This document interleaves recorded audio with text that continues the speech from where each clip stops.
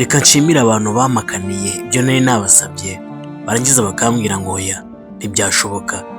Impamvu mbashimiye batumye ngerageza ibyo bari banyangiye none nabigezeho, kandi niyo ntaba narabigeraho batumye mbasha gukingura amarido, ndeba hirya yanjye, ndeba kure kugira ngo ngere ku icyo ngicyo bampakaniye, kuko nari nakibasabye ngira ngo ndebe ko cyageraho kingeze. Ariko nanone rimwe na rimwe dukeneye iminsi igoye kugira ngo tumenye ninde famiye, ninde nshuti, ninde mufatanyabikorwa, ninde muvandimwe muri buno buzima tubayemo bwa buri munsi. Ibi ngibi bigatuma tubasha kumenya uko twitwara muri buno buzima.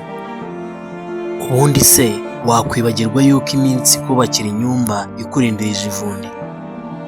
Ariko ngo ibihe bikomeye biri mu munyembaraga, kandi umunyembaraga yiremera ibihe byiza. Sinakwibagirwa kukwibutsa yuko niba ukiri muto ugomba kwita cyane ku gukoresha ubwonko kurusha imbaraga. Ndagushimiye. Ndi Kwizera Elise.